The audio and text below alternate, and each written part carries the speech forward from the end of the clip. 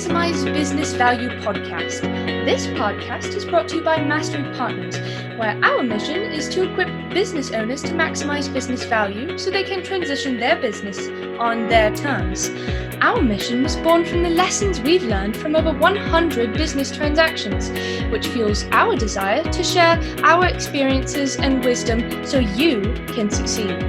Now here's your host, CEO of Mastery Partners, Tom Bronson.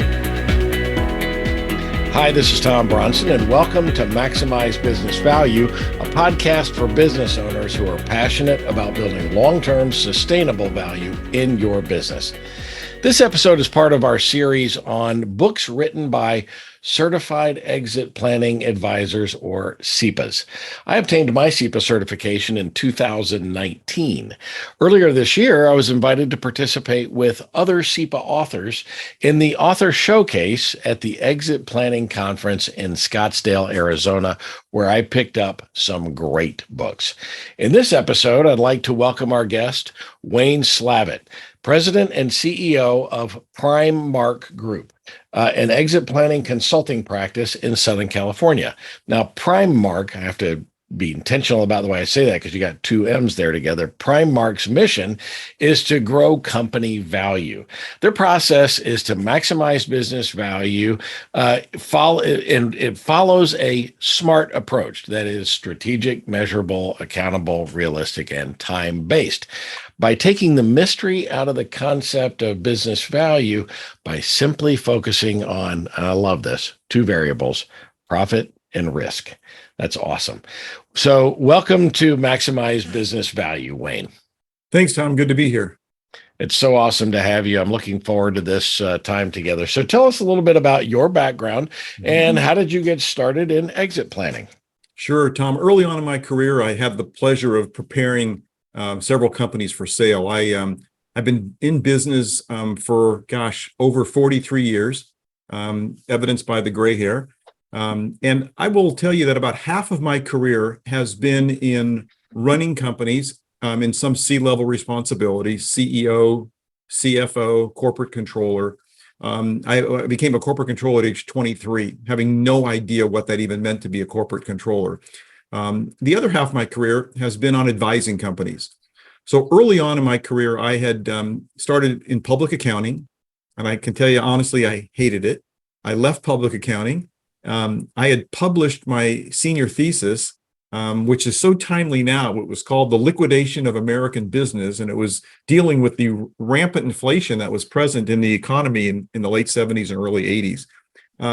The CEO of a large holding company in New York got a hold of my thesis and asked my roommate's father from college, who had just sold his company to this gentleman's company, to hire me. And I became a corporate controller.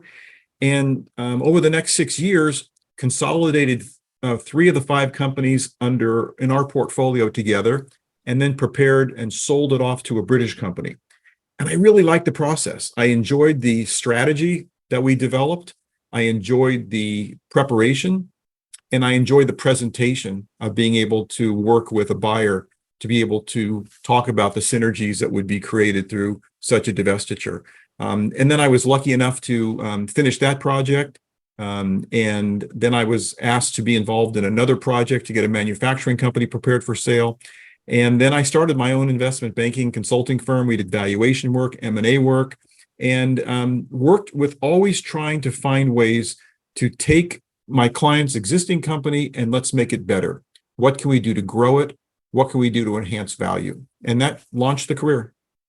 Wow. That is quite the round approach that gets you to where you are today. And it gives you a number of skill sets that are kind of necessary as you help businesses kind of build that value. I think it's hilarious that you became a corporate controller before you understood what a corporate controller was, if I Got that down right. And I've always, I don't like that name, corporate controller. You know. Right? So I hired a controller in my last business who felt the same way about it. And she said, can we call it something else, like VP of something else? Right. So yeah, I get it. So now I know you wrote your book recently, Run It Like You'll Sell It, Adopting the Seller's Mindset to Maximize the Value of Your Business. What are some of the main things? Now, I have your book. Normally, this is where I'd hold up your book, but I actually have your book on my, there you go. Perfect. I have it on my Kindle. I still read books on Kindle, right? And Wonderful. so that's where I downloaded it. And we're going to give a link to that later on our website this week when we publish this podcast. But so what are some of the main themes of your book? Sure, Tom. The book, if a reader takes nothing out of my book but one idea, it is the importance of being prepared. I get phone calls. I know you get phone calls from potential clients who say, hey, I just received a letter of intent from a competitor. Can you help me close the transaction? Or I get referred by a CPA firm that says, we have a client that they were at a trade show and they got this letter in the mail. And I say, I could do this in my sleep, as you could do it in your sleep, Tom. But the question I ask is, where were you 3 or 4 or 5 years ago? Because had we met each other prior to now and had a chance to really put into effect a lot of what we talk about in the book, that I talk about in the book, we'd be worlds ahead. So the book I'm using as a conversation starter. This is a conversation starter for CPA firms, wealth advisors, insurance brokers, anyone who touches business owners, to have that conversation. Let's get it started.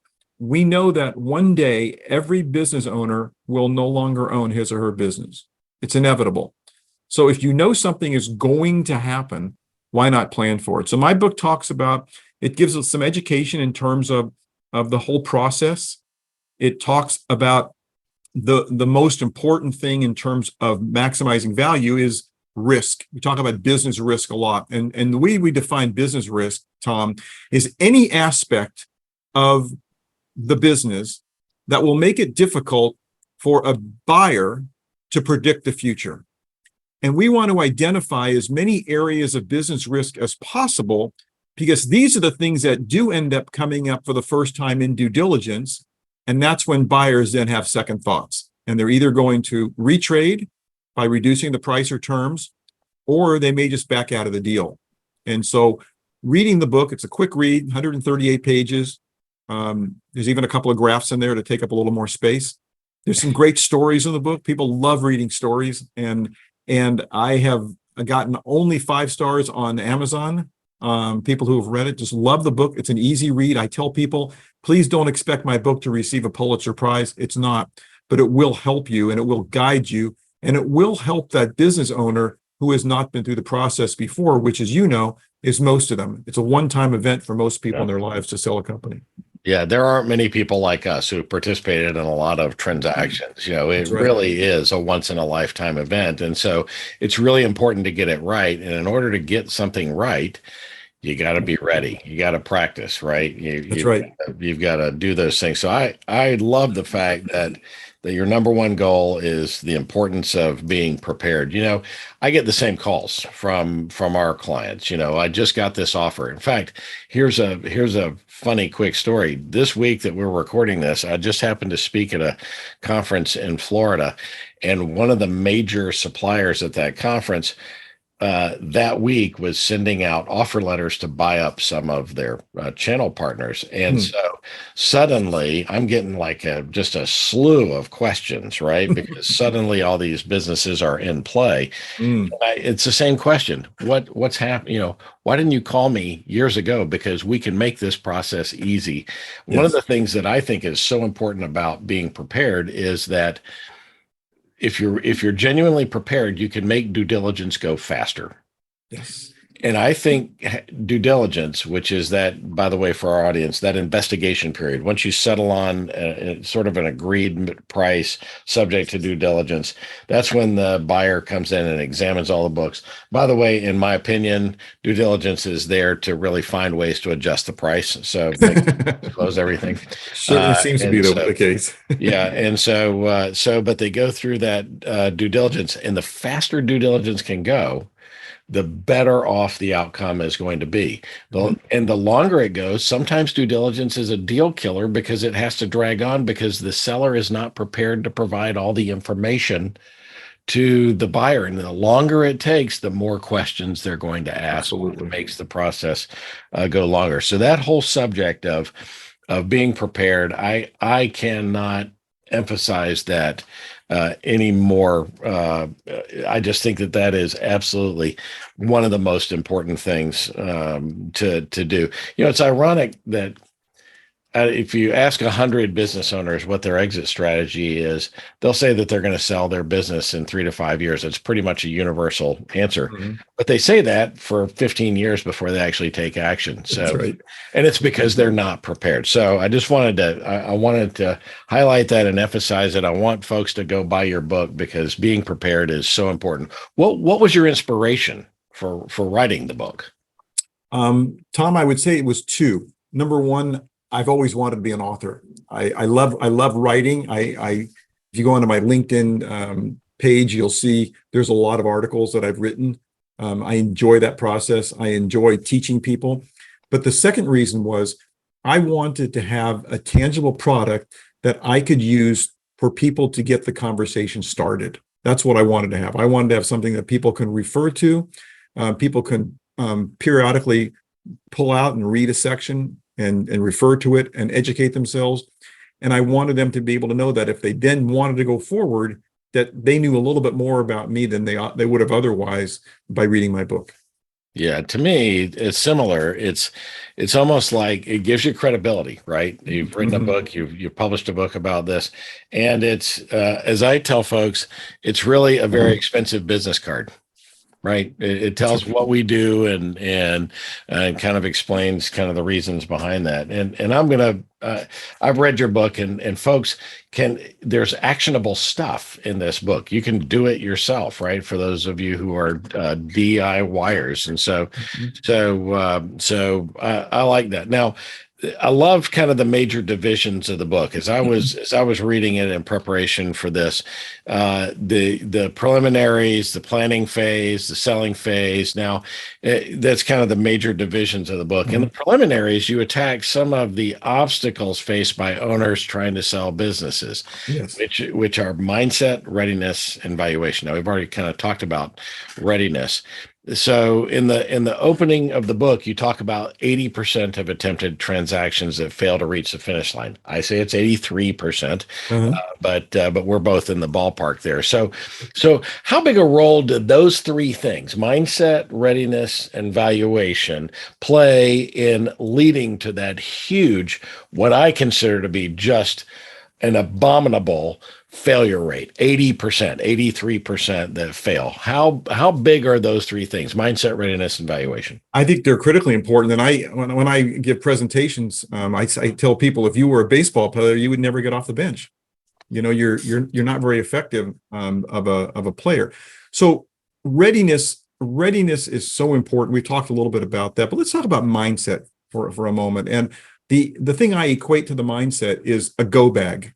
I live, Tom, in Southern California. We have earthquakes, and we're all prepared for. We have earthquake kits in our cars. We have earthquake kits in our houses, and we have that go bag ready. So if we have to leave, we grab that go bag. And I tell business owners, you do not know when you may receive an unsolicited offer. You do not know when that might happen. So if you do, though, know that it might happen, why wouldn't you be ready? Why wouldn't you be prepared? I talk about the example of a house. Tom, if you woke up this morning and decided you were going to sell your house, would you put a for sale sign up in your yard today? No, probably not. Probably not. You would likely interview a couple of real estate agents. You would select one. You would invite him or her to your house. Then you would walk the property with this person and take notes of comments that this person might make. Landscaping in the backyard could use a little bit of a improvement. The roof tiles are coming off, going inside the house. Perhaps there's a stain in the carpet and maybe there's a chip in the sink.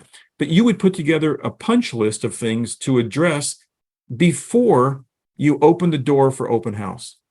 And why won't a business owner do this? A business owner should definitely do this, because when you think about asset values, for most company owners, the business represents the most valuable asset in their portfolio. So why not treat it as well, if not even better, than you would treat the sale of your house? So mindset is important. And I call it the seller's mindset. And that's being in a constant state of readiness to sell your business, taking fully into account what the buyer's requirements and perspectives are going to be. Always asking the question, how is a buyer going to react to that? We ask that question an awful lot. Every major decision that we face with our clients, we're always going to ask, how is it going to affect the buyer's perception as we present the company down the road to a potential buyer? And mindset too, to me is mentally preparing for that transition.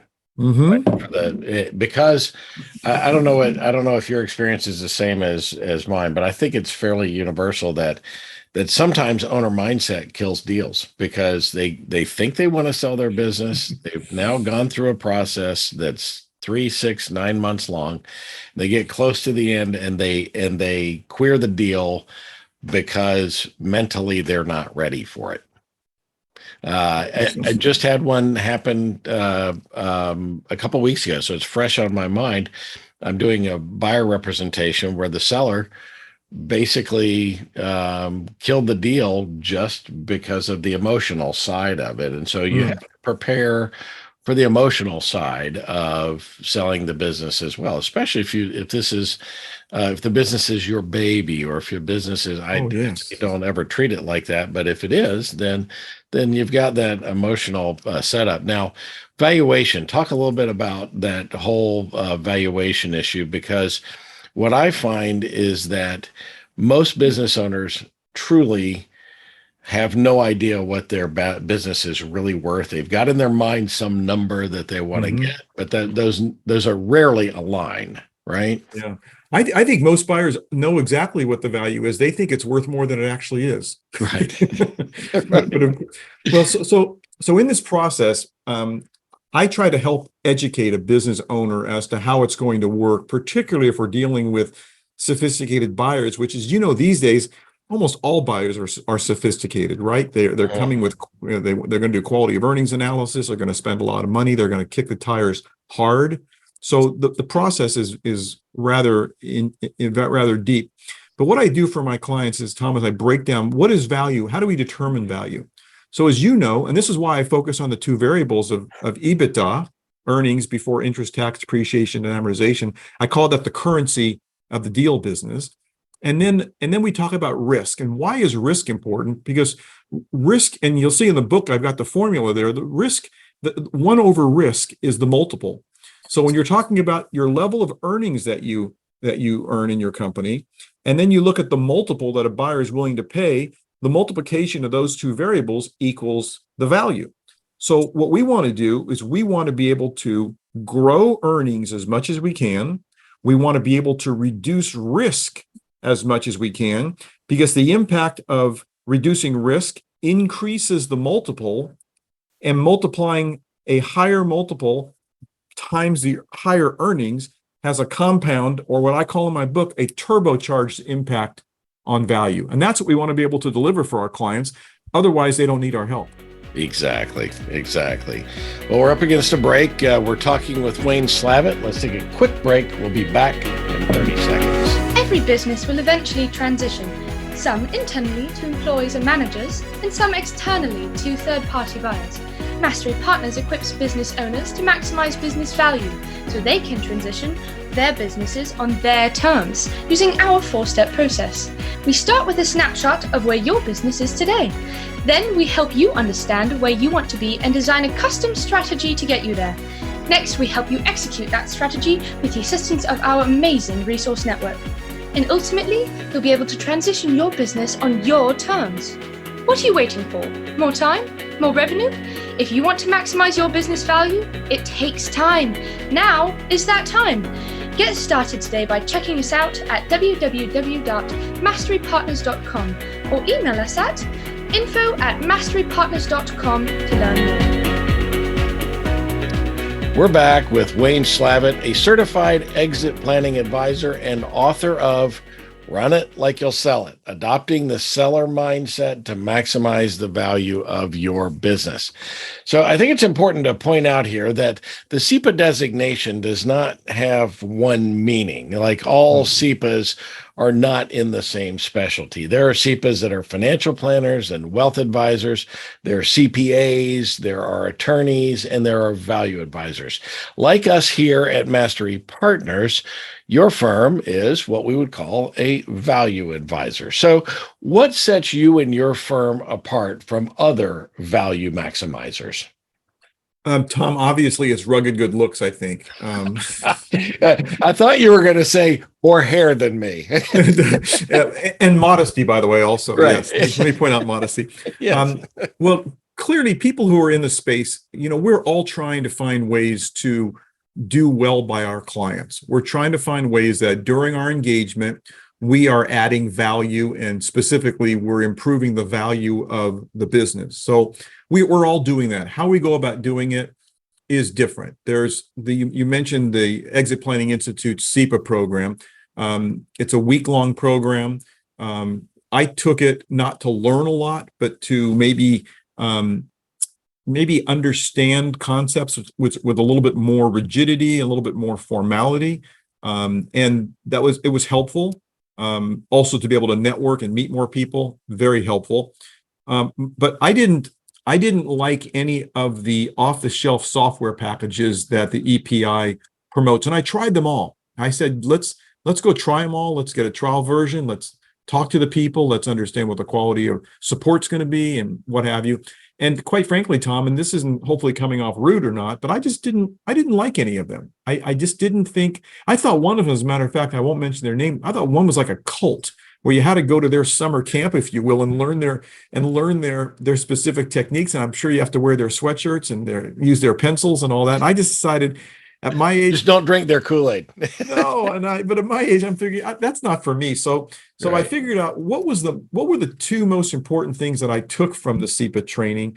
One was risk, understanding risk, Mm-hmm. and the other one was, what are we going to do with that risk to get the client's company in a much better position over time? So I created my own proprietary risk assessment. I tailored it. You'll appreciate this, Tom. I tailored it after the due diligence process.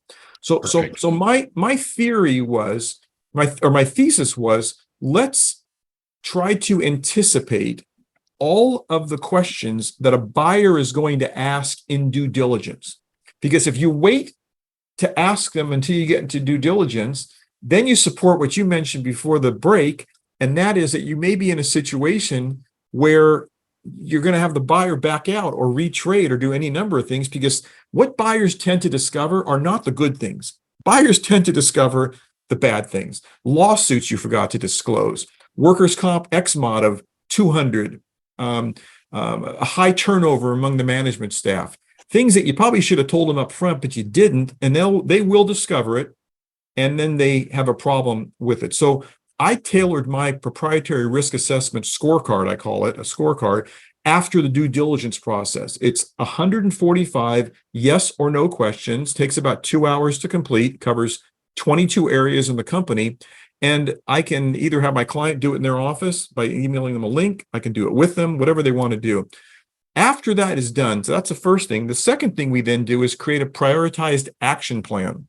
So from the risk assessment, we're going to identify, most cases, 10 to 15 areas of risk that we need to address and hopefully eliminate, but at least reduce before we go to market.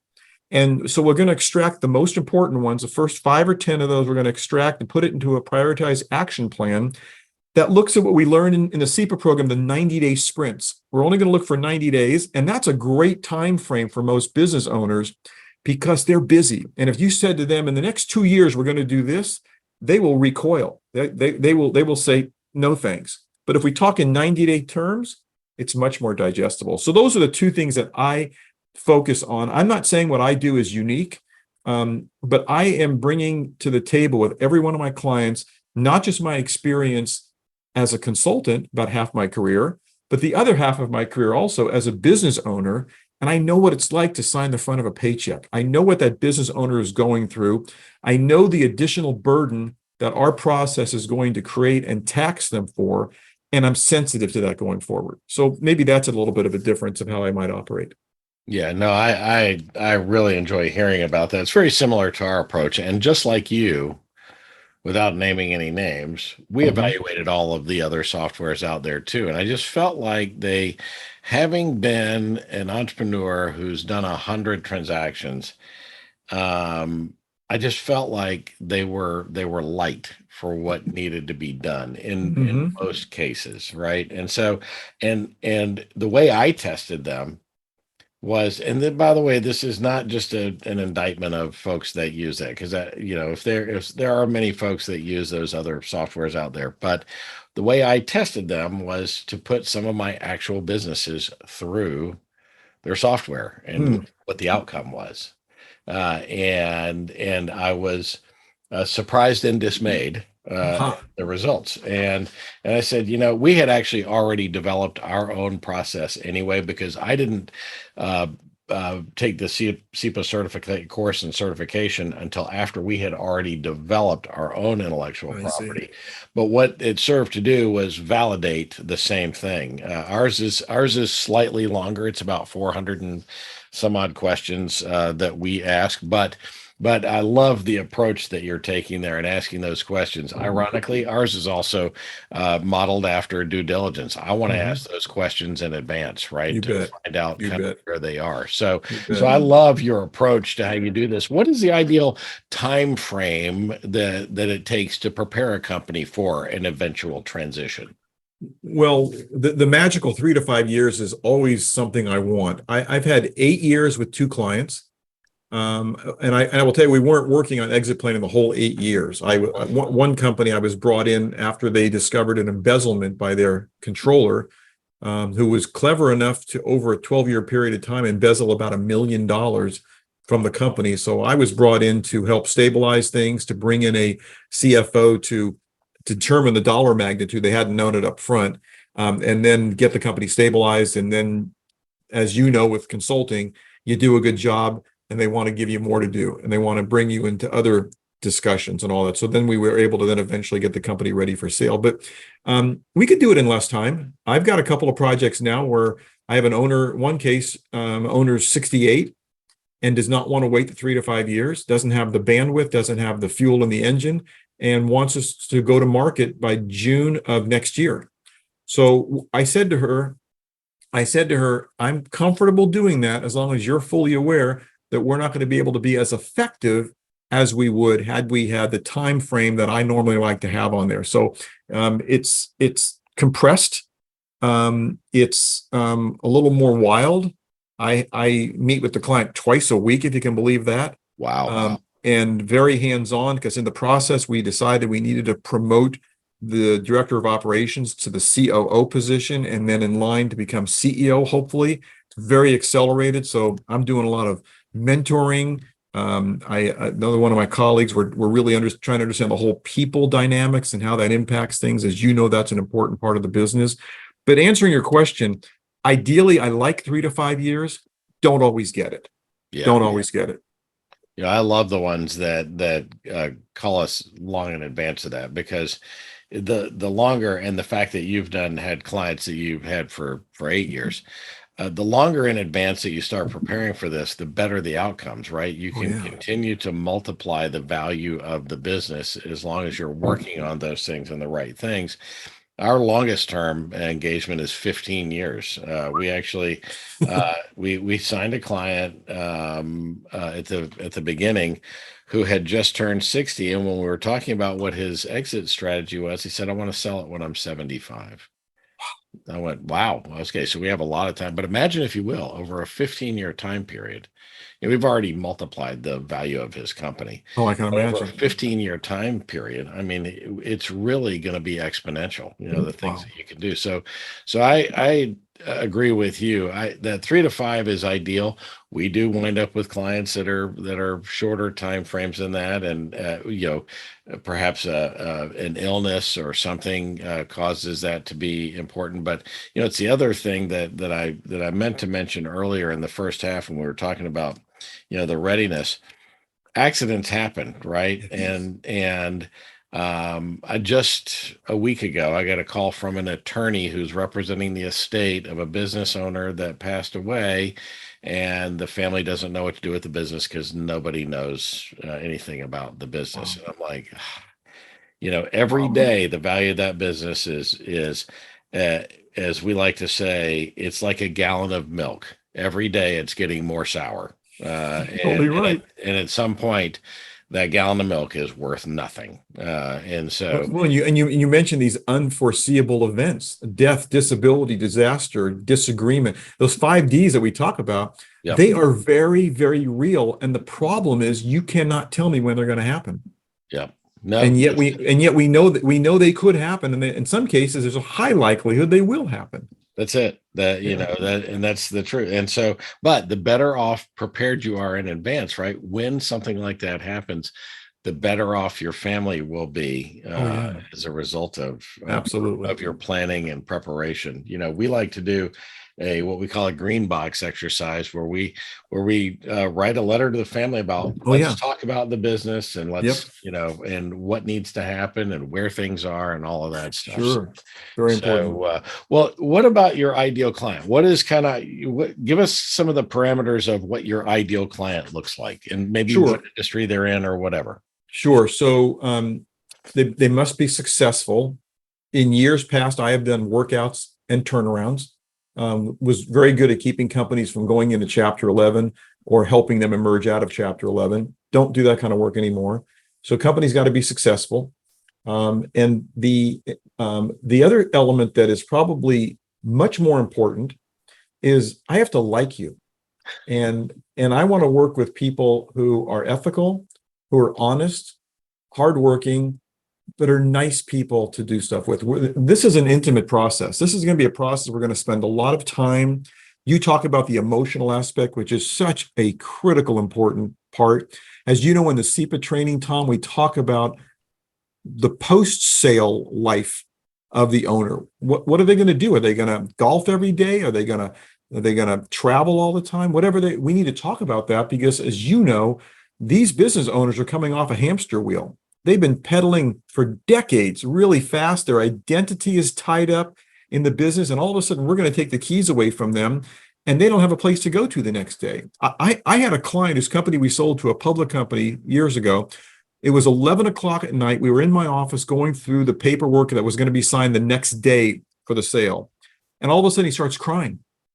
And I said, "Ron, are you okay? Is there a problem with the deal? We don't have to do the transaction." And he said, "No." He said, "I started this company 32 years ago, and I just realized, it just hit me that tomorrow, after we sign all these papers, I'm not going to own the company anymore.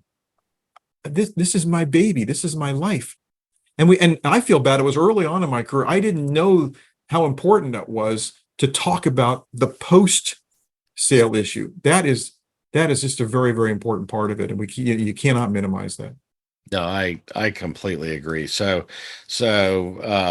my story, in my book, in the last chapter of my first book, I talk about part of my motivation, and that was that my father sold his business at 55, got a very nice exit when he did, and he died 3 years later. And while the official cause of death was cancer, he'd battled cancer for 21 years. Oh, I think he gave up on himself because he really had lost his value. His value was tied up in that business that he yeah, spent 30 years growing, right? And yeah.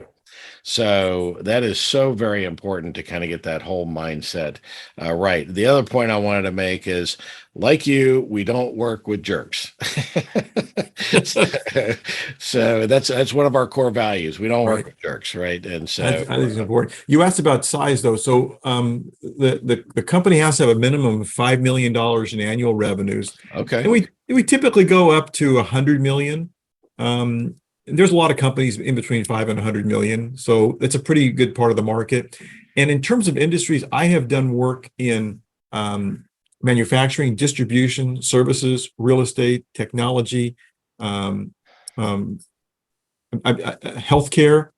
I've had some fascinating projects, as I know you have, and I find that the work that I do, the work that you do, is really agnostic to industry, because we're not trying to become an expert in our client's business. We're trying to understand what drives our client's business so that we can, number one, best affect positive change, and number two, best communicate what they do and what their unique story is. And I have a chapter in my book called Telling Your Story. If we have to understand the client's business to be able to be a good transmitter of that story to potential buyers. So I've been doing it. You've been doing this for a long time. We know what kinds of questions to ask. We're both very probative. We like interviewing. We like understanding. We like challenging. And every one of the projects I work on, I tend to come up with some aha value add item to my client where they say, God, where did you come up with that?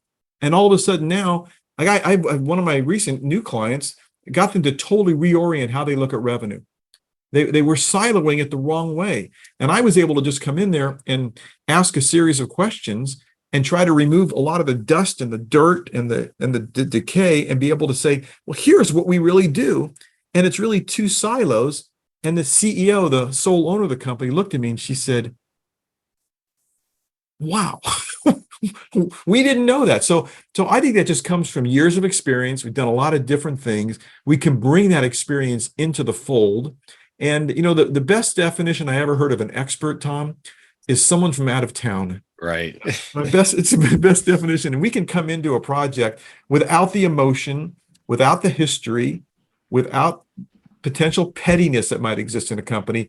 And we can come in and clearly be able to get down to what drives the company, what creates revenues, what creates expenses, what drives cash flow, and be able to understand that and then set forth a plan that's going to take the company from what I call point A to point yay. And that's what we're trying to do.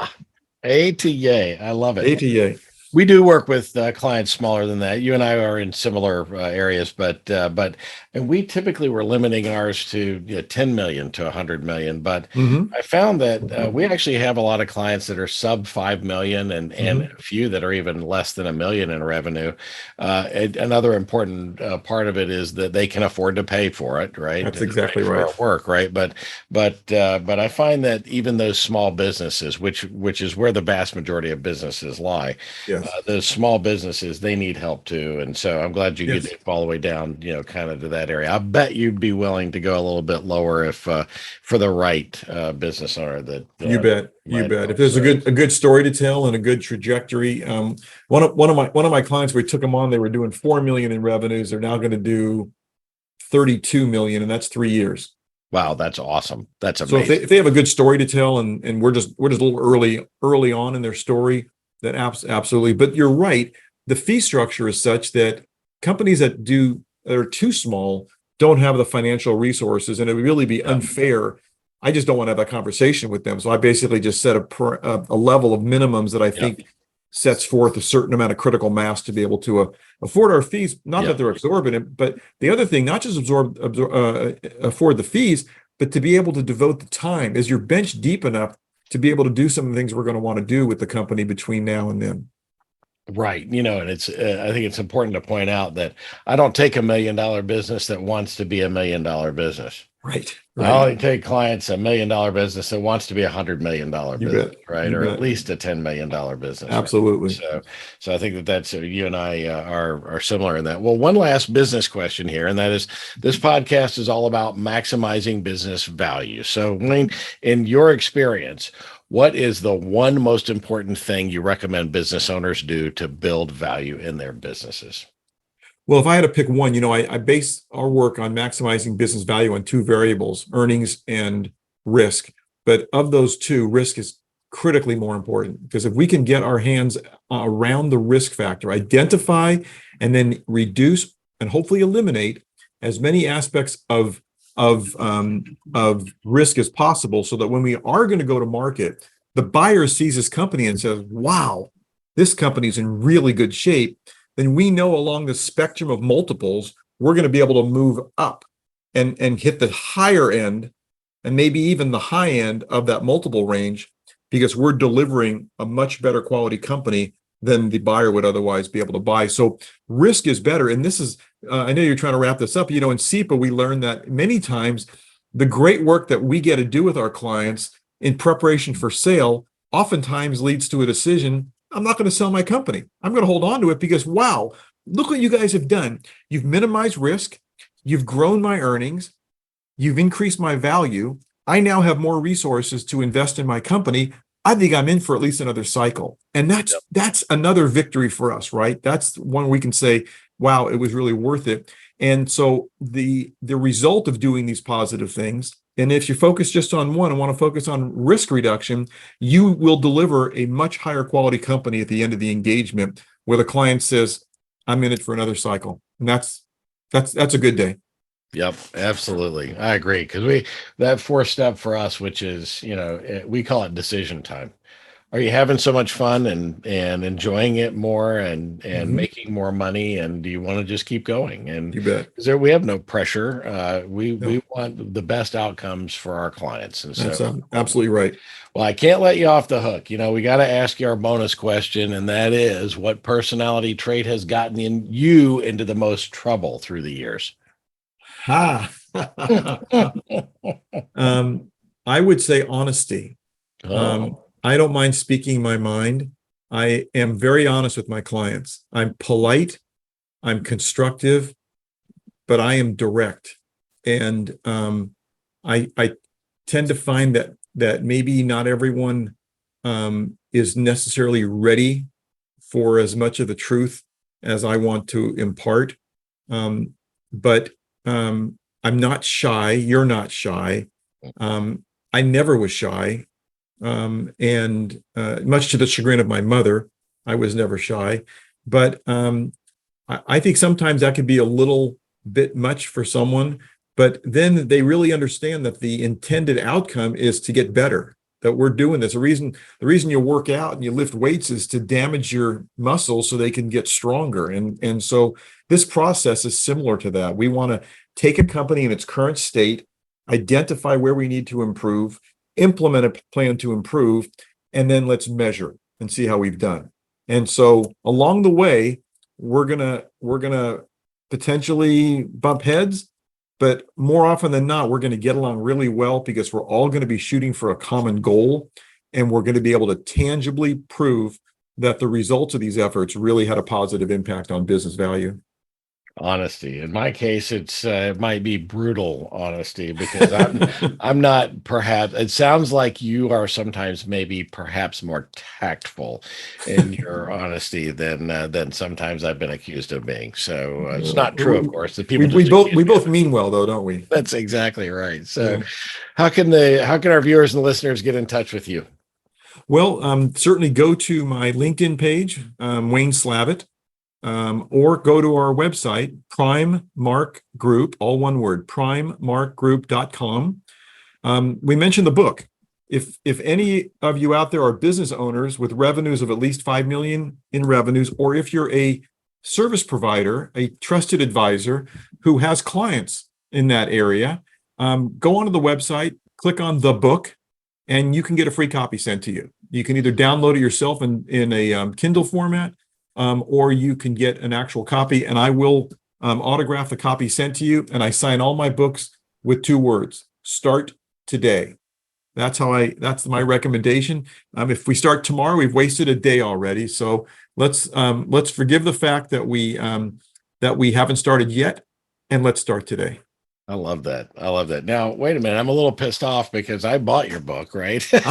Yes, thank you. We appreciate that. That's right. To wear a jacket like this and a shirt doesn't come easy. Exactly. So that's great. You're giving it away, and I love that. So, thank you, Wayne, for being our guest. This has been a really fun ride today. I've enjoyed it, Tom. Thank you so much, and continued success to you for the rest of the year. Thank you. You can find Wayne Slavitt at Prime Marketing Group, all 3 PrimeMark. PrimeMark Group, right? PrimeMark Group. Thank you for that correction. I'd send people to the wrong place. PrimeMark Group, all one word.com, or on LinkedIn, as he said. And of course, you can always reach out to me, and I will be happy to make a warm introduction to someone who I recently met, but I feel confident is going to be a lifelong friend from here on in. So this is the Maximize Business Value podcast, where we give practical advice to business owners on how to build long-term sustainable value in your business. Be sure to tune in each week and follow us wherever you found this podcast. So until next time, I'm Tom Bronson, reminding you to learn as much about exit planning as you can by reading books written by certified exit planning advisors while you maximize business value. Thank you for tuning in to the Maximize Business Value podcast with Tom Bronson. This podcast is brought to you by Mastery Partners, where our mission is to equip business owners to maximize business value so they can transition on their terms. Learn more on how to build long-term sustainable business value and get free value-building tools by visiting our website, www.masterypartners.com. That's master with a Y, masterypartners.com. Check it out.